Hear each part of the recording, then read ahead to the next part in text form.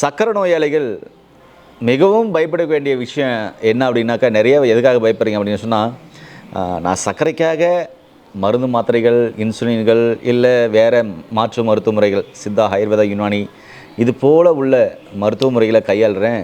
அதனால் எனக்கு கிட்னி சம்மந்தமான பிரச்சனை வந்துடுமா, கிட்னி ஃபெயிலியர் வந்துடுமா அப்படின்னு சொல்லிட்டு பயப்படுறீங்க.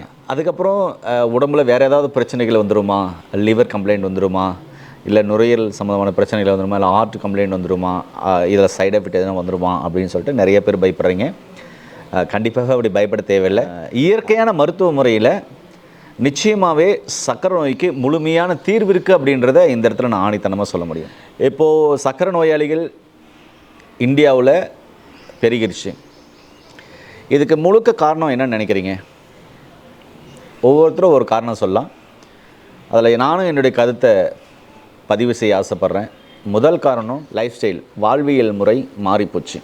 இரண்டாம் காரணம் உணவு பழக்க வழக்கங்கள், உணவியல் முறை மாறிப்போச்சு. தாத்தா பாட்டி காலத்தில் வாழ்ந்த அந்த வாழ்வியல் முறையும் உணவு முறையும் டோட்டலாக மாறினத்துக்கான முழுமையான விளைவு தான் இந்த சக்கரை நோயின்னு சொல்வேன். சக்கரை நோய் மட்டும் இல்லை, நிறைய நோய்கள் வருவதற்கான காரணம்.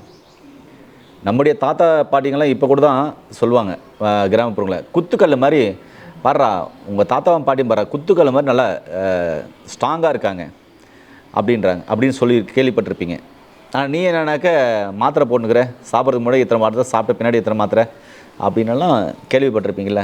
அவங்க ஏன் நல்லா குத்துக்கல் மாதிரி ஸ்ட்ராங்காக இருக்கணும், இருக்கிறதான காரணம் என்ன அப்படின்னா, அவங்கக்கிட்டே கேட்டால் சொல்லுவாங்க, பழைய காலத்து சாப்பாடு இன்னும் கட்டை எப்படி இருக்குது பார்த்தியா, நல்லா ஸ்ட்ராங்காக இரும்பு மாதிரி பழைய காலத்து சாப்பாடு இன்னும் வேலை செய்யுது, ரத்தத்தில் ஊறிட்டு இருக்குது இப்படின்லாம் கேள்விப்பட்டிருப்பீங்க. அப்போது அவர்கள் வாழ்ந்த அந்த வாழ்வியல் முறை மிகவும் மிகவும் அற்புதமானது, அதே மாதிரி ஆனந்தமானது, மகிழ்ச்சியானது. ஆனால் நாம் இப்போ வாழக்கூடிய வாழ்வியல் முறை என்ன அப்படின்னு சொன்னால், எதுக்காக வாழ்கிறோம் அப்படின்னு சொல்லி நமக்கே தெரியல. ஒன்று, நம்ம ஆடம்பரமாக இருக்கணும் அப்படின்னு சொல்லிட்டு மற்ற இடத்துல காமிச்சிக்கணும், இல்லை நாம் அப்படி வாழ்கிறோம் நம்ம நினச்சிக்கிட்டு நம்ம ஆடம்பரமாக வாழ்கிறோன்ற பேரில் நம்ம சாப்பிட்ற உணவுகள் நமக்கு விஷமாகணும். சொல்கிறது புரியுதுங்களா? அதாவது இப்போ நம்ம சாப்பிட்ற சாப்பாடு லக்ஸுரியாக வாழணுன்ற வாழ்க்கை, கடம்பட்டாவது அடுத்தவங்க முன்னாடி நல்லா வாழணுன்ற அந்த எண்ணம் என்ன ஆகுது அப்படின்னு சொன்னால், நம்ம சாப்பிட்ற அந்த சாப்பாட்டு உணவு முறையே மாற்றுதுன்னு சொல்கிறேன். அந்த காலத்தில் சாதாரணமாக ஒரு ஹோட்டலுக்கு போகிறோம், ஹோட்டலுக்கு போகும்போது என்ன மிஞ்சி போனோம், என்ன போவோம், ஒரு 2 இட்லி ஒரு தோசை சாப்பிட்டு வந்துடுவோம். ஆனால் இன்றைக்கி சாதாரணமாக ஒரு ரெஸ்டாரண்ட்டுக்கே போகிறோம், இல்லை ஒரு தாபா ஹோட்டலுக்கே போகிறோம் அப்படின்னு சொன்னால், அங்கே இருக்கிற எல்லா மசாலா உணவுகளும் அந்த உணவு இந்த நிறைய ஆர்டர் பண்ணிட்டு நிறைய மசால் உள்ள நிறைந்த உணவுகளை சாப்பிட்டு என்ன பண்ணுவோம், நோயை அதிகப்படியாக வர வச்சுக்கிறோம். அதாவது பசிக்காக சாப்பிட்ட காலம் போய் மாறி ருசிக்காக சாப்பிட்டு நோய்களை அதிகமாக வர வச்சுக்கணும். இதில் நிறையா ரசாயனங்கள், நிறைய கலவைகள் கலந்து என்னாச்சுனாக்க நம்முடைய உணவே பார்த்திங்கனாக்கா விஷமாக மாறக்கூடிய அளவுக்கு இன்றைக்கி இந்த உணவு பழக்க வழக்கங்கள் டோட்டலாகவே மாறிப்போச்சுன்னு தான் சொல்ல முடியும். இதனால் சக்கரை நோய் மட்டும் இல்லை, நிறைய நோய்கள் நம்மளை தாக்கக்கூடிய சூழ்நிலை இருக்குது. அதனால் முன்னோர்கள் எப்படி சாப்பிட்டாங்க அப்படின்னா, பசி எடுத்தால் சாப்பிட்டாங்க, தாகம் எடுத்தால் தண்ணி குடித்தாங்க. அதே மாதிரி எவ்வளோ உழைப்பு இருக்கோ அந்த உழைப்புக்கேற்ற உணவை சாப்பிட்டாங்க. எவ்வளோ உணவு சாப்பிட்றாங்களோ அதுக்கு ஏற்ற மாதிரி வயல்வெளிகளில் உழைச்சாங்க.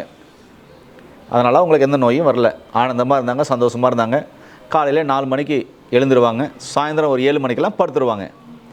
ஆனால் இன்றைக்கி நம்ம லைஃப்பை ரன் பண்ணணும், நம்ம நல்லா இருக்கணும், 4 பேர் மாதிரி நல்லா இருக்கணும், 4 பேர் மாதிரி நல்லா இருக்கணும், வாழ்ந்து காமிக்கணும் அப்படின்னு சொல்லிட்டு தூக்கத்தை கெடுத்துட்டு, உடம்பை கெடுத்துட்டு, சாப்பாடு டைம் சாப்பிடாம, அதுக்கப்புறம் பார்த்திங்கனாக்கா எல்லாத்தையும் விட்டுட்டு ஓடி இரவு பகலாக கஷ்டப்பட்டு ஓடா தேஞ்சு போயிட்டோம். இது எல்லாருமே ஒத்துக்கொள்ள வேண்டிய ஒரு விஷயம். இதனால் நிம்மதியான தூக்கம் போச்சு, நிம்மதியான சாப்பாடு போச்சு, நிம்மதியான லைஃப் போச்சு, நிம்மதியான சந்தோஷமாக இருந்து ரொம்ப பல வருஷங்கள் ஆச்சு. ஒரு மகான் சொல்கிறாரு, சந்தோஷமாக இருந்தால் எந்த மருந்துமே தேவையில்லை, ஒரு மனுஷன் சந்தோஷமாக இருந்தால் எல்லா நோயும் குணமாகுதுன்னு சொல்கிறார். இப்படி ஒவ்வொருவரும் ரொம்ப அற்புதமாக ஒவ்வொரு விஷயத்த சொல்லி வச்சுட்டு போயிருக்கிறாங்க. திருக்குறள் இருக்கு இல்லையா, அதில் முழுமையாக பார்த்தீங்கன்னா எந்த இடத்துலையுமே ஒரு மருந்தை பற்றி எழுதவே இல்லை. இது எத்தனை பேருக்கு தெரியும் தெரியாது. ஒன்று எழுதியிருக்காரு. என்ன அழகாக எழுதியிருக்காருன்னா, தமிழில் அவங்களுக்கு புரியுற மாதிரி சொல்லணும்னா, பசி எடுத்து புசிச்சா போதும், அதாவது பசி எடுக்கும்போது ஒரு மனுஷன் சாப்பிட்டா போதும், எந்த வியாதியும் வராதுன்னு சொல்லிட்டாரு. இது சக்கரை நோய்க்கும் அடங்குன்னு சொல்கிறேன். இப்போது 200க்குள்ளே இருக்குது அப்படின்னு சொன்னால் இயற்கையான மருத்துவ முறையில் முழுமையாக குணமாக்கிட முடியும்.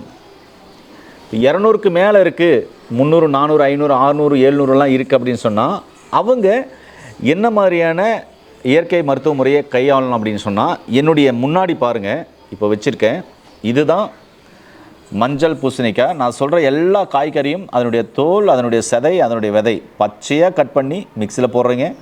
தேவையான அளவு தண்ணி ஊற்றி அரைச்சி புழிஞ்சி வடிகட்டி குடிச்சிட்றீங்க. இதுதான் மஞ்சள் பூசணிக்காய். இது காலையிலே ஒரு 100 கிராம் எடுத்து ஜூஸ் பண்ணி குடிங்க, 7 மணி 8 மணினாலும் சரி. இதுதான் வெண்பூசணி. இதை ஒரு 10 மணிக்கு ஜூஸ் பண்ணி குடிங்க. இது பீர்க்கங்காய்.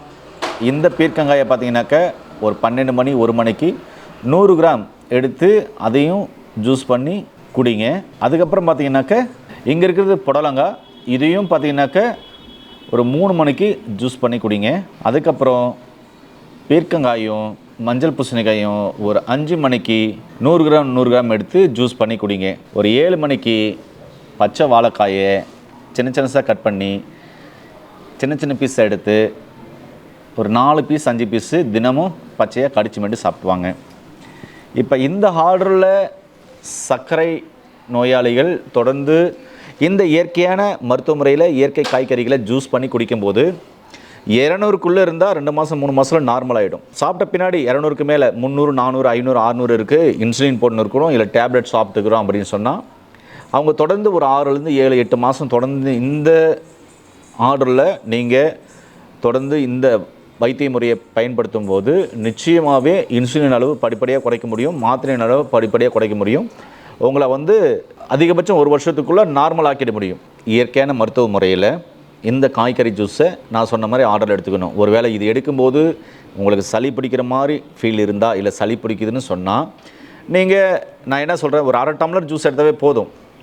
ஒரு 100 கிராம் எடுக்கிறீங்கன்னா அரைச்சி புழிஞ்சு வடிகட்டிங்கன்னா ஒரு 1/2 டம்ளர் ஜூஸ் வரும், அதுவே போதுமானது. இல்லை கொஞ்சம் நல்லா எனக்கு வேணும் அப்படின்னா 1 டம்ளர் தண்ணி கூட ஊற்றி நீங்கள் குடிச்சிக்கலாம்.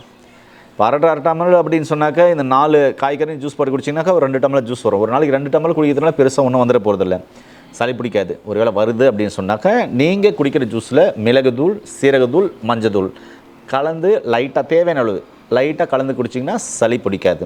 வாழைக்காய் சாப்பிட்டாக்க பல்ல கரை பிடிக்குமே அப்படின்னு சொன்னீங்கன்னாக்கா அப்படிலாம் ஒன்றும் பிடிக்காது. நான் நிறைய நாள் சாப்பிட்ருக்கேன், இன்னும் சாப்பிட்டு தான் இருக்கேன். அப்படியெல்லாம் ஒன்றும் பிடிக்காது. அதனால் நீங்கள் வாழைக்காயை பச்சையாக சாப்பிட்லாம். இது பச்சையாக சாப்பிட்டா தான் நல்லது. சமைச்சு சாப்பிட்டீங்கன்னா வாய்வான பொருள், பச்சை சாப்பிட்டீங்கன்னா வாய்வான பொருள் அல்ல. அதே மாதிரி மாத்திரை இன்சுலின் போட்டுக்கிறவங்க தினமும் பார்த்தீங்கன்னாக்கா முளை கட்டிய வெந்தயத்தை ஒரு நாளைக்கு 2 டைம் காலை இரவு இந்த இயற்கையான மருத்துவத்தோடு சேர்த்து நீங்கள் எடுத்துக்கிறது ரொம்ப ரொம்ப நல்லது.